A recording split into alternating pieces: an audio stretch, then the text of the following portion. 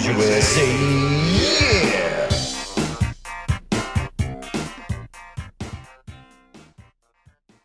This is Carbros Podcast episode 54. The Grande. The Big Five. We could have cued that a little better. Whatever. This is how it is. Yeah. Okay. Thank you guys for being here. We appreciate all of you who are watching this live.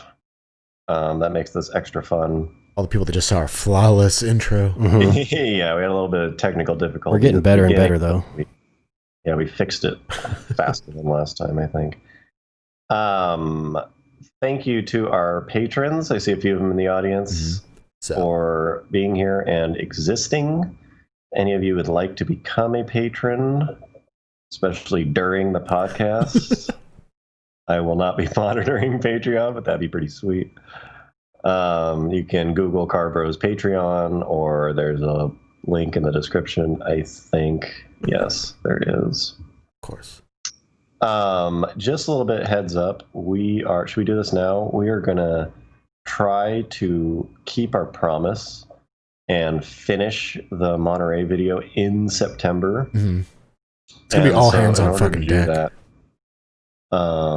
we are going to take the rest of September off, and we will be back Sunday, October 6th at 6:30. Yeah, back to our Sunday night previous. Yeah, we got some feedback that people liked Sunday night a little bit better, and then we'll do a Monday morning podcast, which is the way that we were doing it before. So October 6th, 6:30, mark your calendars. Apologies for our schedule being all over the place. Mm-hmm. Thank you for that, Heavy Metal. Appreciate that. Thanks. As with last time, we are watching the chat. We have an eye on the chat, but if you'd like to ask us something or get us to answer a question or anything like that, go ahead and super chat us. I would say any amount of money. We're cheap. Yes. But yeah, those are really obvious, and we do not ignore those. But in order to somewhat maintain the flow of the podcast, we're going to not watch the chat super tightly. Okay. So, John. Oh, yes. Sorry, I wasn't paying attention. I've been doing multitasking. But so recently, I decided to sell my motorcycle.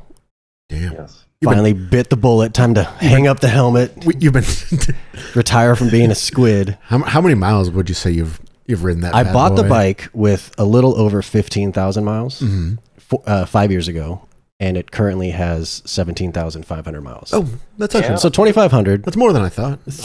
About 300 of those was just riding it down from Sacramento to Fresno when I moved, because I bought it in Sacramento. But Still, yeah. Still pretty. A little decent hobby. But so yeah, I put it up on Craigslist, which first time I've ever posted on Craigslist for a while. And let's just say the responses have been interesting. Exquisite, yeah. The biggest interest was from a gentleman this morning. Not the typical guy I would have thought who would be interested in a 1,000cc motorcycle, considering his profile picture is him in a cowboy hat, and he's like, I guess you could call him a vaquero. So, but he's coming this weekend to check out the bike. So we'll see how it goes. No, he's not. Yeah, I already put the odds at maybe 20%. We're taking bets. Shows up. Yeah, if you're interested, I'll put the bike on screen right now. Here is the Craigslist ad. Damn. So if anyone's interested, it's looking fresh. I cleaned it up, got it out of storage, which was look at that thing. It had sat in storage since last year. I don't think I've ridden it for an entire year. Yeah, cleaned it up, took some sweet photos, but shit's hot. Sharp. There it is. So. But that kind of segues nicely into our. Oh, by the way, another topic. Have you sold those seats yet? How are those seats? Those seats are currently sitting in the living room still. What? Yes. I have not gotten any action on those for quite some time. Oh, damn! Really? I know. Very sad. We should just fucking raffle those off. I'm pretty sure I'm just gonna turn them into furniture or something. If we ever do get a Carbros studio, we're just gonna use those as seats. But yeah. Oh man, thank you, Jared, for that donation, and thank you, Zap, for that. Oh, Sup from Bakersfield. Mm-hmm. Sup from Bakersfield, Central Valley. Hell yeah.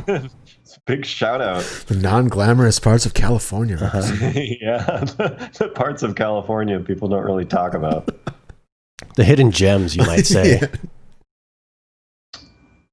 Yeah. Okay. So we have like, I can't believe how much mileage we've got out of talking shit about people selling cars. we still have a ways to go. It's mostly because Garrett continues browses Craigslist every day and probably posts at least 3 to 5 cars per week of stuff to check out. Little gems here and there. Endless source.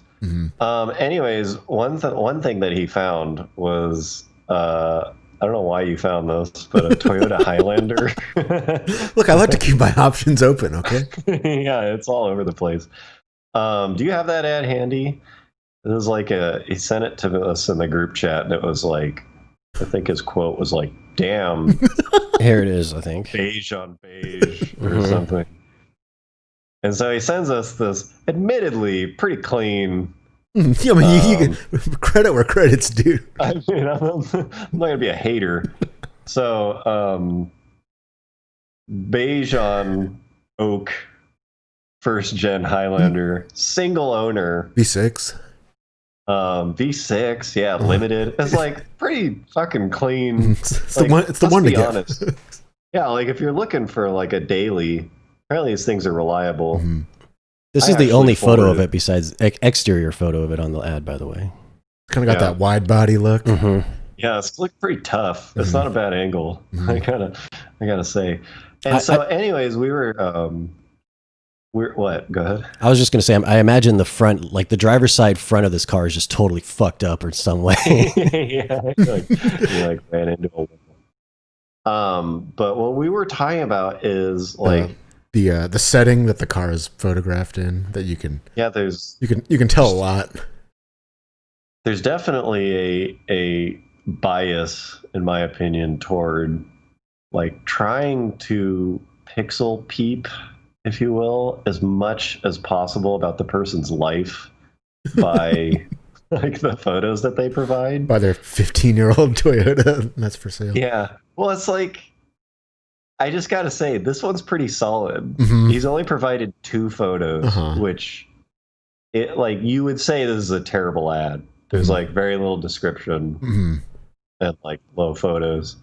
But I would I sent this ad to 6 people. I was you got to go check this thing out. This thing seems solid, purely based on people that aren't even in the market for that type of car or a car in general. But you're here, go check this out. Yeah, it's somebody should buy this thing. I can tell you it's a smoking deal because the owner is very mature. It's based on nothing other than his house looks nice. Yeah, the house in the background looks pretty nice. He appears to have parked it near a house or some sort of building. That looks nice. I don't know though. I think that's a pretty solid car. I think we're right on this one. So if anyone needs a Highlander, and then there's the flip side where you see a car that's in an oil stained apartment back alley. Yeah, why don't you bring up this other which one other thing? You got it. Lincoln. Oh, okay, the Lincoln. Yeah, you got to be more specific. Okay. We got a few things in the pipeline. Literally moments before we went live. Here we go. I'm trying to make this whole podcast just let's look at Craigslist. But that's what we're doing right now. we stumbled across this little gem. Check this thing out. If you're only listening, you're kind of missing out. Sorry to our iTunes viewers.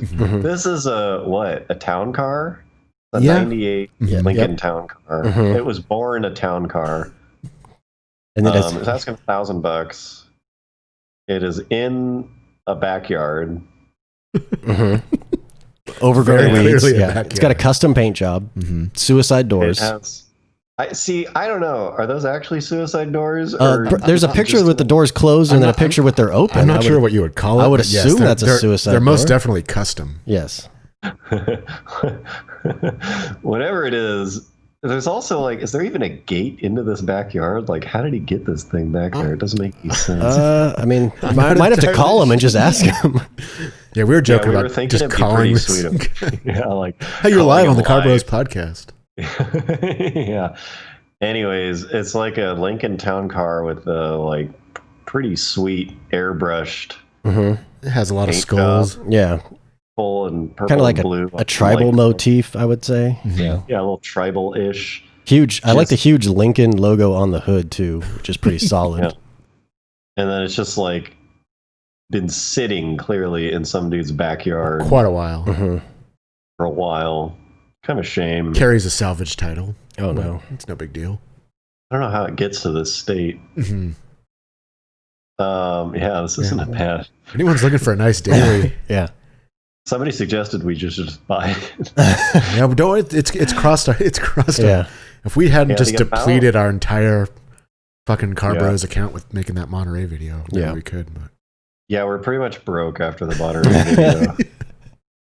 Not just financially, but just our souls are broken. Yeah, we're emotionally broke. We raised $4,000 almost exactly after Kickstarter fees for the Monterey video.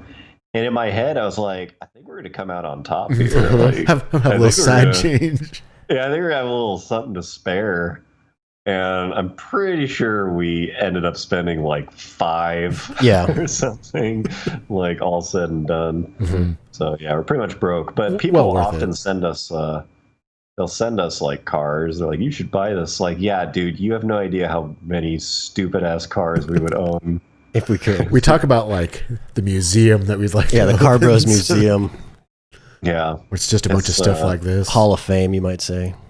Yeah, it's full of stupid shit. Yeah. Might as well keep it going. Yeah, we've already. Speaking of the cars that would be in this, the anyone who saw the thumbnail got a little preview of this gem. A little taste. Yeah. A little taste of what's to come. The one. So this is this is M3. I guess I can just start off by saying any ad you see that says like one of a kind in the title, like that's probably not really like a good. Yeah, it's not really a good. It's not a compliment to be one of a kind when you're looking for a vehicle. Usually, if someone calls their car one of a kind, you might be in for a bad time. So for our audience only, it's a BMW M3 that has a very custom paint job. It's a 328. Bro, it says M3 in the ad. No, bro, it's clearly not. Started life as a very pedestrian 4-door 328. Chris says we should just offer the guy $250. See what he says. Listed at? It's like 10 G's. No, it's $1,000, bro. No, isn't it $1,000? It's 10,500. Really? Yes. No, I thought you were talking about. I think he's talking about the Lincoln. Oh, okay. No, we've already moved on. Oh, the Lincoln's $1,000. Yeah. Oh, fair enough. Yeah, maybe we should. I mean, maybe he'll take $250. That's not a bad idea. Storing it is actually the put it on the side of John's house. Yeah. Now that I'm freeing up room with the motorcycle, I got room to spare. So, anyways, this is a 328i with essentially like a full. Like it has some like good stuff on it. Like, M3 conversion. Yeah, it's like a Euro M3 motor, real like 18 or 19-inch BBSs. Bilsteins, some PSS 9s. Oh, thanks for that, Chris. He said he meant the Lincoln. Obvious. Yes. And so it's like this car has got some like legit goodies thrown at it, some goodies. But then some would say it's track ready. Yeah, track ready ish. But then the paint job is this like, oh boy, Batman motif. Yeah, it's a very elaborate like airbrushed Batman theme going around. And I'm not one to talk trash on airbrushing, but I can't say that this is the highest quality art. But so it's like kind of derpy looking airbrushing. Kind of. But like, yeah, leave that image up. There's one specifically on like the driver's side. It's Batman riding like a gargoyle. Okay. On the driver's side door. No, that's a huge bat, dude. He's riding. Oh, is it? I can't. From this angle, it just looks like a gargoyle, but I guess it is a bat. Yeah. I think he's riding an enormous bat. I see. How could I be mistaken? Has there ever been like any part in the actual Batman where he rides a bat, or is that just? No, that is not. That's not canon. They just took some creative liberties with that. Yes. Yeah. He got a little creative with it. Although as we're looking at it, it's like, I don't know, because at first we were like, ha ha ha, like this thing's so dumb, and then the more we looked at it, it's like, is it? Yes. Yeah, I don't know. I kind of like appreciate what he did, to be honest. Like the amount of effort that went into this. If you really like Batman, or you have like a 10-year-old boy, like he would love this car. So, I mean, the interior is like it's got blue, it's like blue suede. It's got like bat embroidered seats on the center console. It's like he went all out. Got some big boy brakes on there too. Oh yeah, it also has like fucking Brembos, like, 6-piston cross drilled. Yeah. So I'm pretty torn here. This is very conflicting. It's a conflicting car. So hats off to him for making me feel these kind of things.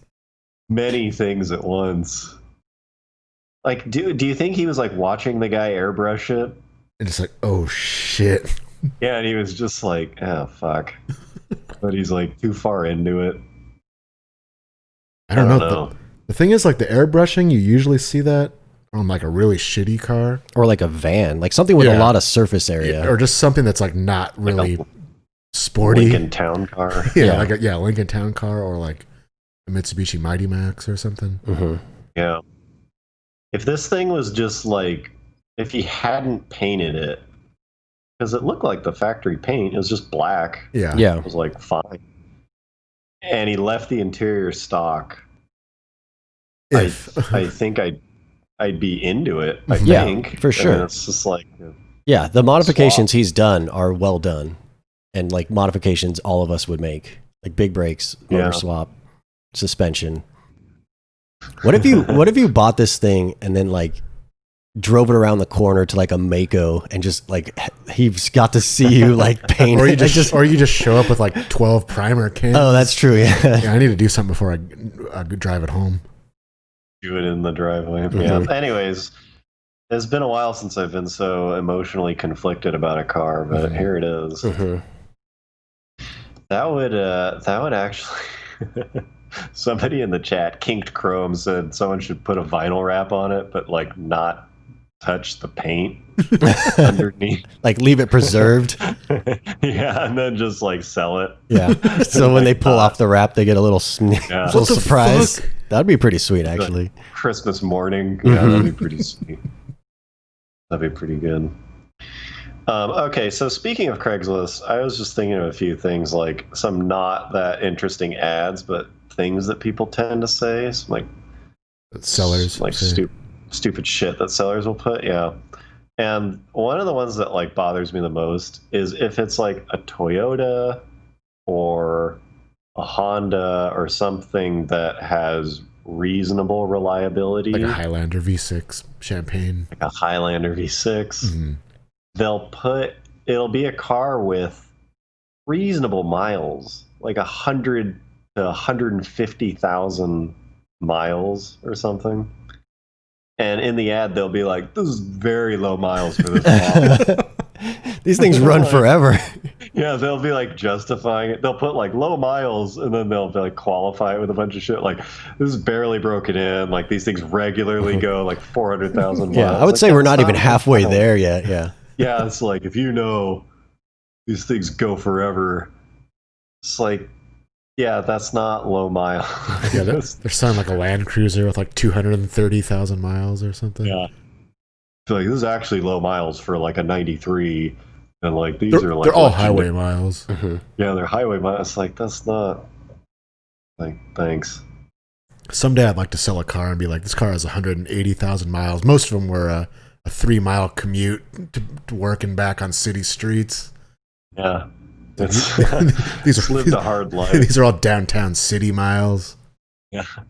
Most of it were cold freeway on-ramps. The alternative to that is when people will put stuff about how fast the car is in the ad. Mm-hmm. And they'll be like, this thing pulls like not just super pulls fucking hard. Yeah, pulls hard. They'll be like, pulls hard all the way to red line. This thing will surprise a Mustang GT driver, let me tell you. Yeah, like I've pulled on the following cars. It's like, okay. Like, thanks, I guess. Actually, that just reminded me. The other day I was looking at a car forum. I can't remember which one, but remember when every fucking car forum had like a kills section? Yeah. And like literally, like regardless of what kind of car it was like the classifieds, like tech talk, and it's like kill stories. And so it's just like to the dude in the 300ZX, like it's like they sort of sound like some kind of like borderline like sexual thing. Like I was out one night and this dude rolls up and like gave him a few lengths and like it's like and then it always said like no street racing like in parentheses, like what the fuck. Okay, so this took place in Mexico. It's just funny, like in the early to mid 2000s, that was like a big part of the online car community. Like, tell people about this car you street race. Mm-hmm. Yeah, a lot of them is like clearly made up too. Well, that just kind of seems like early internet was. Then his girlfriend got out of his car and got in my car with me. Like early internet, everything had to be like story based, like text based, because like cell phones like didn't have good video or video at all. So there was no easy way to like post pictures or videos. So everything just had to be like word of mouth and like totally elaborated and stuff like that. Yeah, like, kind of like the Ryan Steakhouse. Yeah, Ryan Steakhouse is a classic example of this. Yeah, so I don't remember Ryan's Steakhouse. If you haven't, just Google Ryan Steakhouse. Yeah, Ryan's Steakhouse story, and then well, even just Ryan Steakhouse, it comes up. It's like a top hit. Sit down with a cup of Joe and just. Yeah, it's like early internet novel. There's a couple of those where it's just like long form text based things that got spread around the internet. Like you're not sure if it's real or not, but in the end, it really doesn't matter because even if it's not real, it's really creative. And the entertainment value, is so good. Yeah, there was another one about a snake in the desert or something. Do you remember that? Better Nate than Lever or whatever. It's pretty good. I just gave away like vaguely an hour worth of reading. Anyways, whatever. We digress. Thanks for that super chat, Brendan. Yeah. He said, "What about when people make videos to go with their Craigslist ad, and it's really bad?" Oh, actually, that actually reminds me. My brother right now is looking for a. He sold his Z06, and he's kind of looking at a GTO, like an 0506. Oh, really? GTO. So did you get him hooked on that? Yeah, and like I suggested it, and I guess he drove one. He's like, I really like this thing, but like this one was like a piece of crap. So like he liked the car, but he's looking for like a nicer one. Cool. But people have been like sending him, like he's been looking at cars, a few hours away. So he'd ask for like a video, like you send me a video of it, starting up, blah, blah, blah. And he showed me this video. He's like, I don't think this guy knows how to drive stick. And he's like, this like video makes me not, because it's the guy like trying to take off and like the car's like revving super high. And then he's like kind of like getting on it for no reason. It's like he's like getting on it like up and down this like residential street. He's like, I don't think I want this. Yeah, he's showing off the goods.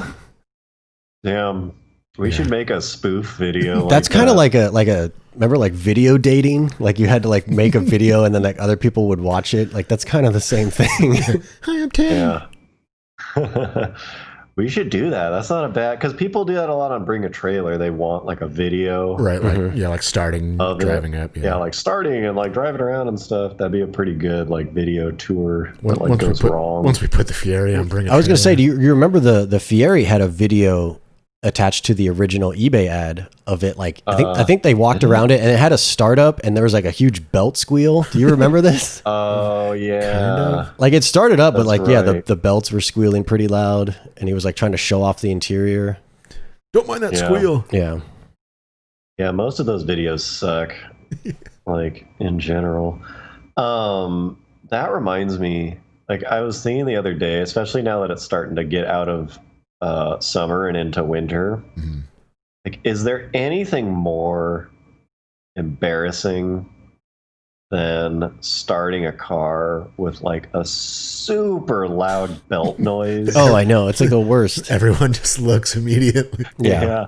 It always cracks me up because like you can fix it. Like you can literally just put like some motor oil on it or something. You know, it's like you can like shut the it up. quick fix. Yeah. But like people who don't know anything about cars, and you'll see someone get in. He's like, I don't know what's going on. It's just got to warm up. Like that's the excuse. Like it's just warm it up.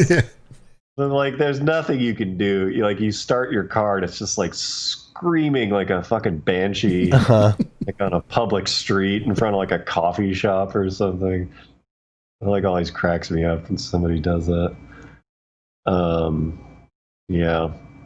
I guess that also reminds me. Speaking of neglecting car, because I can't really talk shit. Maybe like 5 months ago, I went on a trip in the 4Runner. Oh, I think we talked about it like on the podcast. I was gone for a bit. And during that trip, the starter started to go out. Like, I guess it's kind of a common thing for my generation 4Runners where the contacts in the starter will like wear out. And so it's like a $10 part if you want to dig in there and swap them. And the starter itself is like $300 or something. Oof. And so it'll always start. It's just sometimes it like takes a few cranks. Yeah. Yeah. And so I didn't know what it was doing. Like it just kind of started poorly one day. And I was like, that's weird.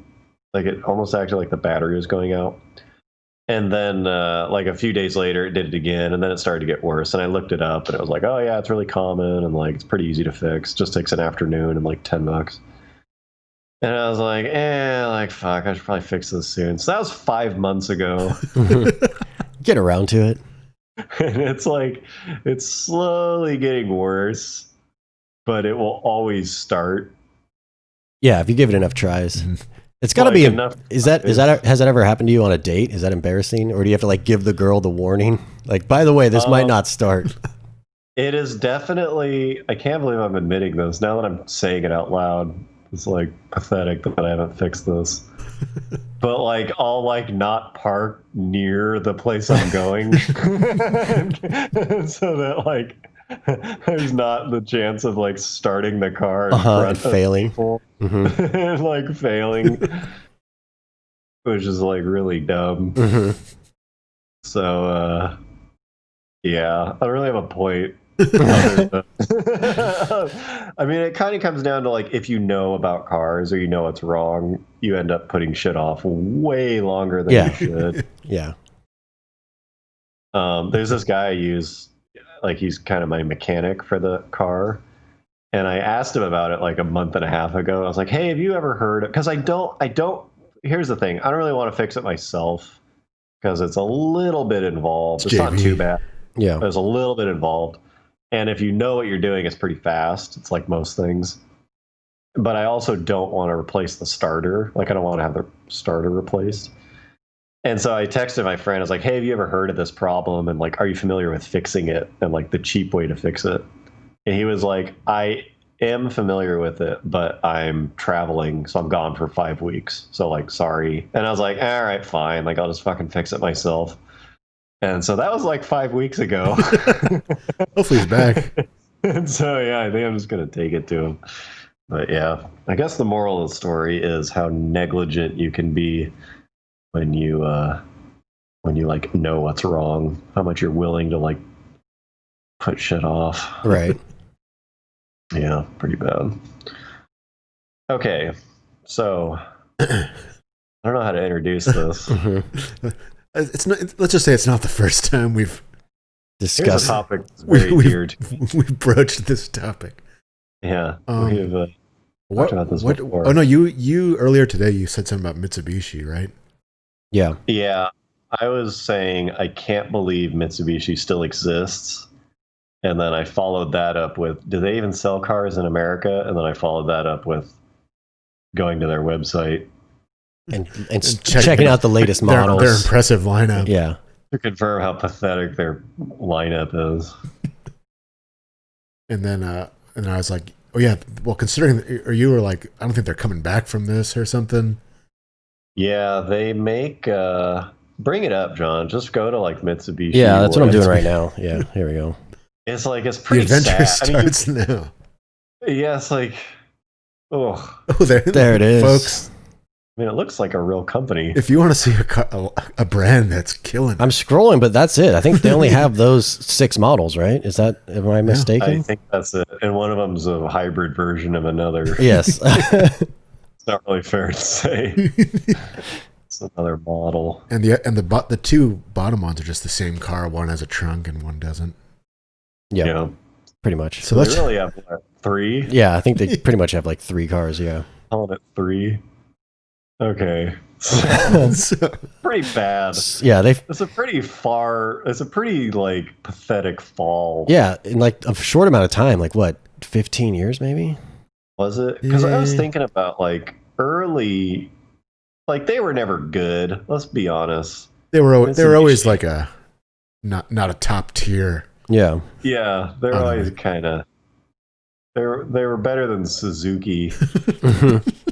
Well, I just remember like like they sponsored like Too Fast, Too Furious because they were bringing the Evolution to America, and then they also had the Eclipse, The one that Roman Pierce drives. Yeah, the Eclipse, the Eclipse convertible, making sure we're on the same page. whatever generation that is. What is that? 4th gen, 3rd gen? I can't think. I don't know. I think it's 3rd gen. Yeah. Spider. The Spider convertible V6. Hot. Yeah. So like Damn. that was like I guess their peak probably in America was. Their peak was no, I guess maybe because that was when they finally sold the Evo here. Right. Yeah. Yeah. But like mid '90s, early '90s, they had the like Galant VR4 and the and the 3000 GT. Yeah, that's true. And then they made a minivan. The truck was pretty good. Oh yeah, the Expo. Damn. Yeah, the Mighty Max. Yeah, the Mighty Max. Go bring a picture of Mitsubishi Expo, please. All right. Just so people can know what we're talking about. Yeah. I feel like we're missing one. Eclipse 3000 GT. Oh, yeah. Diamante. Oh, obviously the damn. How can I forget? I don't know what this looks like a solid photo of one. Oh yes. Damn. Good find. I mean, just if you want to know what Mitsubishi was at the height of their power. This sweet minivan. Expo. Yeah, probably their most underrated Oh, model. and they had that sweet like I got actual on the like screen. boxy van too. There you go. Did you ever show it? I don't see it. There it is. Yeah, sorry. Damn. Now it's up on the screen. If you're listening audio only, you're missing out on Mitsubishi Expo. Was that actually a van? Isn't that thing like Corolla sized? Yeah, it's just like a Corolla with a really tall roof. Didn't they make like a 2-door? I swear I saw one of those things and like almost fell over laughing because they make like a. Well, they made like a hatch. Maybe. What's But that like they also made called? like an actual like a full size, not full size, but like a bigger van. That was One of more. those, That was more van. like the Toyota van. Yeah, like Expo Plus. No, I think you're closer on the previous. Mm-hmm. The point is, it's really. I think in Japan they actually made that with like the 4G 6.3 and all-wheel drive and stuff. Damn. The Expo, or I forget what it's called there, but. Yeah, we're not really building a good argument that they were once good here. Yeah, I think we're kind of being ironic with that. But anyway, that got us talking about like brands that have had a big fall from grace. Mm-hmm. Yeah. Well, specifically, Well, actually, no. can I just say, go ahead. is there a more pathetic, like, single car character arc than the Eclipse?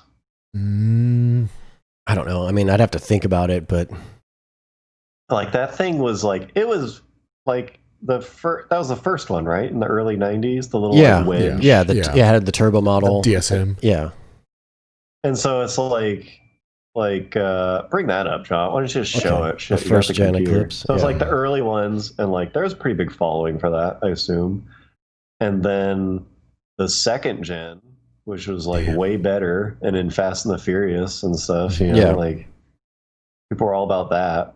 Because there was a GSX first gen too, right? An all-wheel drive turbo. Yeah. It was almost the same those car. Those things were like, back in the day, that was like the fucking, like, I need a fast car and I don't have any money. Yeah. I mean, that thing was like an Evo, essentially. Yeah, that was like, that's what you buy. For America. And then they just fucking dropped off the fucking face of the earth. Yeah. Yeah, so then I remember the third gen came out. Was it like the V6? Yeah, they dropped the turbo, so it was either 4-cylinder or just V6, yeah. And it was 200 like, horsepower are they V6. gonna like follow up with like something good? And it like sucked. And then there's that like super bloated. Yeah, the bubbly one. Yeah, the like 05 or something. That's third gen, right? No, the bubbly one is fourth gen. Oh, God, I forgot it. So this was like they tried to get back into it. Like this had a bit of a following. I don't think so. Dude, there's like half the images on that screen are modified. Like, yeah. You're talking about the culture that's around. Yeah. Yeah. Okay, so they tried. It's like, it's not happening. So then bring back, what's the current one? It's called the Eclipse Cross.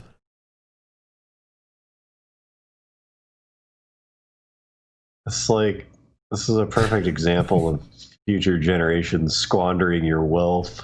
I mean, what the fuck is this thing? This is like, what? This isn't even... Did they just rename something? Do you remember the Eclipse?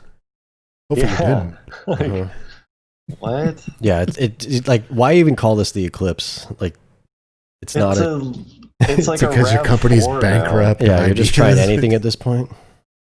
They're just like throwing shit at the wall and seeing what sticks. So I don't know. I was thinking it's a pretty good candidate for like the worst car character arc. Yeah. There's probably something worse, but I'd have to. Yeah, you have to. I'd have to open some books. You have to think it over. Yeah. You have to meditate on it. You have to go through the archives and see. Yeah. Well, here's a new Pontiac Le Mans is a pretty solid one. What is? The Pontiac Le Mans. Oh, I was gonna say that too. That's only like 2 of them, right? Yeah. Bring up a picture of like a '69 Pontiac Le Mans. I think I've shown this before. We've talked about this. Daihatsu, yeah, we talked about this. Yeah, I know, but just gotta get the back to back, bro. Yeah, back to back, bro. Come on. Gotta use your fancy setup. We need a 4th member who's just on Google. Yeah. So there we go. Yes. Late '60s Pontiac Le Mans. All right, now go to like 1991 Pontiac Le Mans. All right, I'll bring that up. Don't just keep talking. Okay. No, we're gonna wait. They put it on a little hiatus. Yeah, they went back to the drawing board. They're going to reinvent themselves. They looked up everything that made the original great. And they came back with. There it is. Geez. Sweet little hatch. This is the car though that shares like the same. It's like the same car with like 30 other cars that Carl. That Carl B talked about. Daewoo Fantasy. Yeah. Oh, it was Daewoo. Yeah. Daewoo like fentanyl or whatever. That's stupid. Yeah. Yeah, that's a pretty bad good application of a name. Right. I think, but the Eclipse had a stronger like fan base. Yeah. Yeah. Yeah, the Le Mans was never a super high end car, but I'll have to think about that. Yeah. The new Cobalt theory. Yeah, that's the new, like, we'll call it the Eclipse is too cool of a name. Whatever. TBD. Yeah. TBD on that phenomenon. Chevy Malibu, that's not a bad one. That's an Andy. It's true. Says. Ooh, that's yeah. Ooh, it's pretty good. We'll have to think about this. We'll bring some competitors. Okay. Anyways, so Mitsubishi. Yeah, as we were talking about Mitsubishi, like we talked about, like they're probably not going to like right the ship. It doesn't really seem like they're really. Oh, that just wait. Yeah. They'll figure they're it on out. Life support. And I was like, well, Nissan like bought Mitsubishi like a couple years ago. It's very fitting. So I was like, that does not bode well for that company turning things around. And so 2 bottom rung. Yeah. I mean, and then so we just feel like, Nissan is another company that's fucking fallen off fucking big time. Yeah. Like probably like as bad as any company has ever fallen, really. A car company, I would say. I think Keith, thanks for that, Keith. Keith says Chevy Nova. That's probably yeah. The thing is, the Nova was like, people made Novas really cool, and they made cool versions of it, but like it was designed kind of to be a cheap car.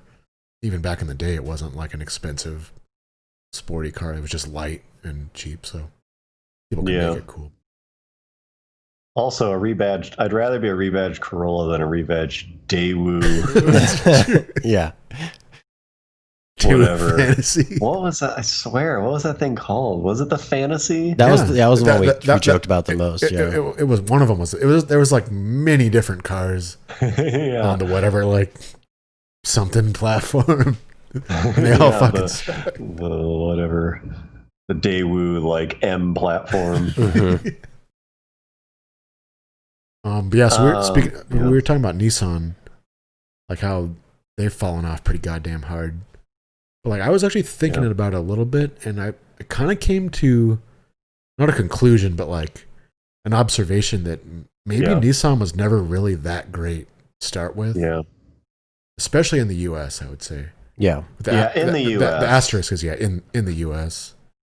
They've had like brand. They've had like a handful of like really good cars. Yeah. And not really a whole lot besides that. They don't have any like segment killers. Yeah, and they never really did. They never really did. Yeah. Well, I guess the GTR. Yeah, I was going to say the GTR was kind of, but like I said, it was only brought to America. Yeah, and that's in the latest iteration. Sort of made its own segment in a way. Right. That's true. I would say the original 240Z, but that was when they were still called Datsun. But right. That was a kind of like game changing. That's true. Car. I mean, but that was 50 years ago. And then the 510, which came out at the same time. Those were kind of cars that no one else was doing at the time. And I think their strongest offering was probably the Maxima, or their most competitive. Like early to mid 90s. Yeah, like the 90s Maxima. Yeah, because that thing was pretty good. Yeah. My brother had one, and then I ended up driving it. I think it was a 95, and it was like a stick. And I think I made it to like 250,000 miles before I sold it. Like, that was a pretty good car. And that was also better than Accord. That was also a car that didn't really have I mean, it sort of had competition, but no one really made a car like that at the time. You don't think the Accord? No, the Accord was a little smaller, and it wasn't as like it was never as sporty. Yeah, it was more just like kind of mid-size average car. Yeah, because the Altima was like the Accord competition. Yeah, it felt a lot to me like a Japanese Taurus kind of. Yeah. Like, it had a lot of what made the Taurus good, but like made even better. A better version of it. And like better engine and stuff. Yeah, so I like that thing. Yeah, it's just they were never bad. It's just in America in particular, they never. I mean, like the 300ZX twin turbo was cool, right? But like it wasn't really better than a Supra. Yeah, it was really good for the time it existed alone, because 300ZX, it was like the twin turbo, I think it was like 89 with a 90 model year. Yeah, until like 93. So it kind of existed on its own. Yeah. And then the GTR was, of course, great, but that was never sold in America until 2009. Yeah. Which, I guess they don't really... Like, their trucks are good, but not... They're fine. Yeah. They're not as good as Toyota. Yeah, their small cars are okay, but I wouldn't say they're as good as Honda. Yeah. Infinity is like is good, but it's probably not really Lexus. They're probably one of the best like brands to modify. Like almost every one of their models had a strong aftermarket following in the 90s. In the 90s? Yeah. And so people, I think, are very nostalgic for that company, but it's because you could like do cool shit with their cars, but not because their cars were like good. Right. Yeah. Out of the box. Yeah, I would say like 03 Nissan's probably about there. I'd say like 1970 and 2003 were like their two peaks. So 03, they had like the new Z that like people. That was like a pretty like the hyped up car. The 350Z, yeah. In 03, it was pretty nice. Yeah. Yeah, the Maxima was still like pretty cool then. Right. And then Infinity was like that was like the peak of Infinity making like cool cars. I'm pretty sure the Rogue came out in 03 though too, didn't it? Did it? I think so. It's the beginning of the end. I think the Rogue was like 06. I think we've gone through. Okay, I can't remember. I just remember it was pretty close to the early 2000s, but yeah. Yeah, I mean now. Right. They're but it's like they've taken a huge fucking drop. But right. Yeah. I was just thinking like it in a way it's almost like GM-ish, where they've always had like a bunch of potential, but have always kind of struggled to deliver. Yeah. At least here. In Japan, there's all kinds of cool shit that they never even tried to sell here. But yeah, it's weird that like I think they would have. Well, I don't know if they would have been more competitive. I guess I see it from a business standpoint. But like, why did they not bring the GTR? And like, why did they not bring the like good turbo motors? That doesn't make any fucking sense to me. I don't really know. I'm guessing because of California, because of CARB. Maybe. It does. I mean, it doesn't make any sense by today's standards. Probably, like they just didn't want to spend the money to get it certified for America, or they just thought it was going to be really expensive. Yeah, yeah. I think that was a bad business decision, unless it was like impossible to get it certified or something. I'm guessing they just miscalculated the enthusiasm for their performance stuff. Yeah, and then also like a lot of like just as that stuff was coming out is when the Japanese economy kind of took a shit, so that might have had something to do with it. Yeah, like their economic bubble burst in like 88 or 90 or something. But I mean, they still made the cars. So I don't really know why that would affect. Why that would affect them not bringing cars here, but interesting. So that's why there was so much like hot shit in the early 90s, because they were just like, well, yeah, because they had spent like the past 5 years developing it. Yeah, like that's interesting. Yeah, like very late 80s, early 90s first there. Yeah. What's sad is they even though they suck now, they still sell well in America. Like you see new Nissans everywhere. But they're not profitable though. They're losing. Are they? Like they're cheap. They like switched to like a volume over everything. Oh, okay. Strategy. So they moved a bunch of cars, but they fucking like they feel like their brand image is better than making money, I guess, or just market. What's market share? Market share over. They're purely just trying to pump cars out. Yeah, and like that yeah, it says rental fleets. Yeah, exactly. Like if you go to rent a car, like most of them are fucking Nissans. Yeah, right. That's definitely not how it was in 1992. Yeah. We were joking. I'll bring up on screen this picture that we were joking about earlier today. Like what car is this? Is this the Altima? Is this the Maxima? It's a Maxima. Is this the Sentra? Yeah, I saw that thing today and confirmed it was a Maxima. Yes. Yeah. I saw one. Yeah, their design language is so dumb. It's like all over the place. Like that weird, huge front fender bulge. Mm-hmm. What is it like into this V-motion or something? Like door sill. And they have to have like the worst corporate front end. Yeah, it's just like it's all bad. Like even though Lexus is like obnoxious with their like Predator face, at least like I don't know, it's got at least a style to it. Where this just looks like super fucking lazy. It's like a trapezoid. The thing is, though, if you squint, I think they're trying to like poach a little Predator action. yeah, with the two-tone. Like, oh shit! They're trying to get it on. Yeah, for sure they are. Copy some homework there. Yeah. Although with that said, I think the fucking GTR, especially the Nismo version, is still a pretty fucking sweet car. Yeah, they're dope. I see them driving. It's just that's. I don't even know if last time I haven't seen like a new GTR driving in quite a while. Oh really? I see every once in a I'll while. see like a 2012 or something. Yeah. Like that one. Yeah, those things are killer. I don't know if I've ever fucking even like seen one of those driving. Oh, I haven't. No. A Nismo one. Yeah, like the new, whatever the one. Those things are like fast as shit. I'm sure they're expensive, but it's a pretty cool car. Yeah. 180 grand or something. Yeah. Yeah, that's cool. I'm glad they're still pumping those out. Yeah. I have a suspicion we're not going to get new performance stuff from Nissan. At least not for a really long. They seem to have their plate full. Yeah, just like trying to stay afloat. Yeah, they have their plate full trying to keep their CEO out of prison. Well, it seems like that's kind of like the whole Japanese trend. Like, I mean, I know Toyota just came out with the Supra, but like we've discussed, that's, you know, it's basically a BMW underneath. And like Subaru hasn't made a new STI in forever. Mitsubishi killed the Evolution years ago. Yeah, I just think they're trying to like. They're just trying to get more the American, or the, you know, the average American rather than the enthusiast. Yeah, and if they do build something, they want to like lower the cost as much as possible by sharing. Yeah, sharing the platform. Yeah, right. Yeah. Okay. Well, Nissan. Nissan probably won't be the last time we talk about it. Yeah. Can I just say, this is like a really dumb comment, but bring up a picture of a lowered Juke.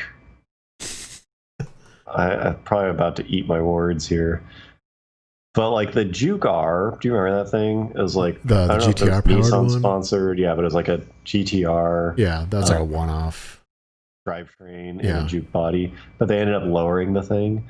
There's something about these like really kind of dumb looking. Well, that's not a good. I want something like dumped on bags. Yeah, like slammed on its fucking.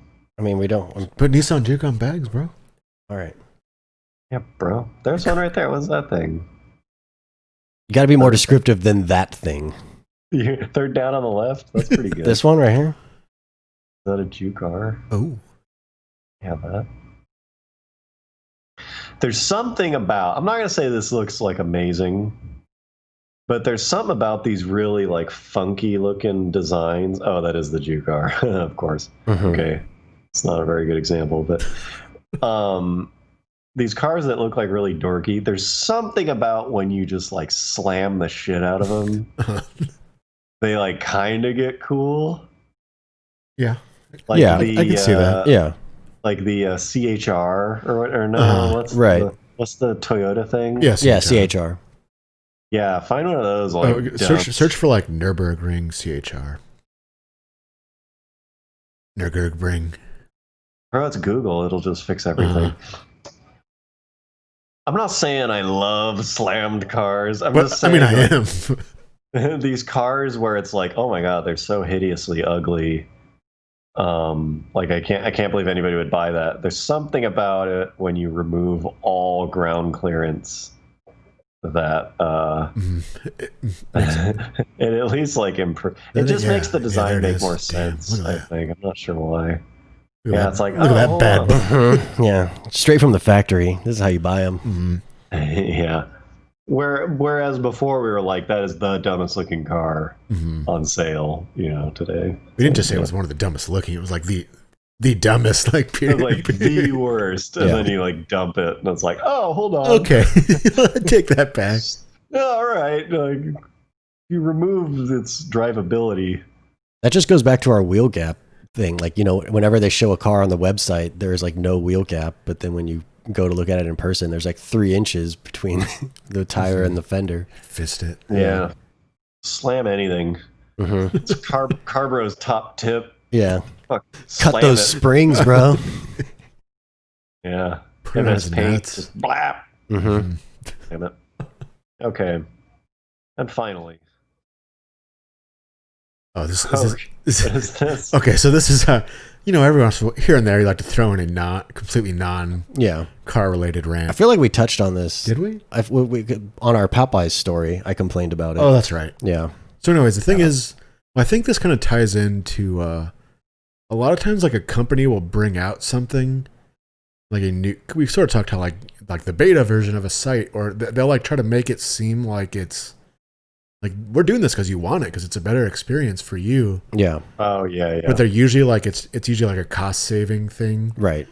And I think the biggest example of that is those Coke Freestyle machines. Mm-hmm. I'll bring one up. I'm sure people know, but it's like most like restaurants and even stores, they've kind of replaced like the soda fountain. It's the like touch screen. Right. And I remember, I don't know when those things started, like 4 or 5 years ago. It was like, have you seen those new Coke machines? And like, you can make like anything you want. That's a terrible photo. It's like they have like 100 things, and then in fucking application, like those things suck. Wow, great photo. I know, totally. Yeah, sure, fair enough. There you go. But first of all, like they always seem to like run out. They run out like way faster than the normal soda machines. Yeah, just because they share, like each flavor shares so many elements that it just like, depletes. Like sometimes, you'll go to it and it's just like, oh, like all the diet drinks are like empty. It's like, okay. Right. Which I don't think that really happens that much in the regular, the analog. The quality, or the quantities must be larger. I remember some guy commented on the last podcast when we talked about it, and he said like whatever the syrup bag is like sold from a different manufacturer than Coke. Like you have to order the parts or the syrups or the ingredients from like different people. It's not just like you can order everything from the same vendor. You don't just get like a package. Right, yeah. It's like if you run out of one thing, you have to order from vendor A. If you run out of another thing, you have to order from I think I've seen vendor it. B. Doesn't it come in like a box? It looks like everything's candy. everything's in a box. That's how regular fountain machines are too. I thought it was like an actual cartridge. I think the inside of those things it's like an ink cartridge. Yeah, probably, probably these machines are. But yeah, they always seem to run out, and people still don't really know how to use them, especially like older people. So like it'll take someone like a long time, right? And they're slow. So there'll just be like 4 or 5 people like lined up behind, and it's like it's either like a kid like trying to use it, or just like an older person. It's like, how do you use this touch screen? I'm just trying to get some tea or something. My biggest complaint with those things is like that has got to be literally the worst touchscreen experience on the planet. Oh yeah, like, literally the dumbest fucking, like the screen and the thing you touch. There's like a 2-inch air gap. Yeah. It has to just be because they have to account for people who are going to punch this thing because they get so mad at it. Yeah, it's like it's super unresponsive. There's like a 2-second delay in what you press to what it goes to. Like that's part of it. I think it's like I just remember those things being marketed like, have you seen the new Coke machines? Like, oh, it's the future of like drinking. Yeah. But I assume they're cheaper. They must be cheaper to run than, I don't know. I don't know what it is, but like in practice, maybe they kind of suck. Yeah. Speaking of, I did go to Popeyes 2 days ago or something like that. I texted you guys or something. My girlfriend and I were craving it. So we walk in, and they do have like these giant signs on the windows, on the doors, on the cash register that say like the chicken sandwich, BRB. Like, we'll be right back, quick break. Oh yeah, it's like on the actual. It's on the menu, and then it has like a little like stamp, like a sticker over it, a digital sticker that says like "Be right back" and or coming soon and stuff like that, because they apparently can't get their shit together. They really fucked up good. So we walk in, and like it's completely empty, and I was like, "This is kind of rare because the restaurant, you mean? Yeah, the restaurant. You guys have been there. It's usually there's at least a couple people in there." Mm-hmm. And I walk up to the counter, and we're standing there for probably like 3 minutes, and like I can see a guy in the back like washing dishes or something, and then he finally notices that we're there. And he's like, "Oh, okay," and then he like starts to walk to the front, and he's like, "Yeah, I just want to let you know our system's down, so we can't take any orders right now." And I was like, "What the fuck?" And he's like, "Yeah, it's rebooting." And I was like, "Well, how long will that take?" And he's like, "I don't know, like 10, 15 minutes." And I was like, "Well, it's clearly been going for like 10, 15 minutes too, if he's not even like sitting at the counter." So we literally couldn't order, and we just had to leave. Damn, that sucks. He should have just like given you some chicken. Right, yeah. Just did they just shut down the whole store while this fucking computer reboot? Yeah. Oh well, this is probably we could rant about this all night. Okay, well, it's probably a good place to stop. Yeah. If you guys are enjoying the Car Bros podcast, one last shout out to the Patreon. Check it out. Mm-hmm. We're almost to 80 people on there, so it's a good old time. Mm-hmm. Thank you to all who have signed up. Thank you to everyone who is here live. You guys mean the world to us. You're the best. Yeah, the chat definitely adds an element to the proceedings. Yeah. Yeah. As I said at the beginning, in case you missed it, we will be back on October 6th, Sunday, October 6th at 6:30. You want to do it earlier than that? Because that's kind of late for a Sunday night on East Coast, right? Sunday, the 6th at 6. Okay, there we go. Coin. Yeah. Well, he may be here in person. We'll figure that out. Yeah. Between now and then. Oh yeah. Okay. Let's figure that out. But anyways, we'll be live. In the meantime, we are going to be working on finishing up the Monterey video. Yeah, we're going to try to finish that up in September as promised. Yeah, so October 6th. I guess if things go well, we can actually talk about that on that podcast. Assuming it's done and released before then. Yeah. So there's no hiccups. That to look forward to. So thank you guys for being here. We really appreciate it. It's a lot of fun.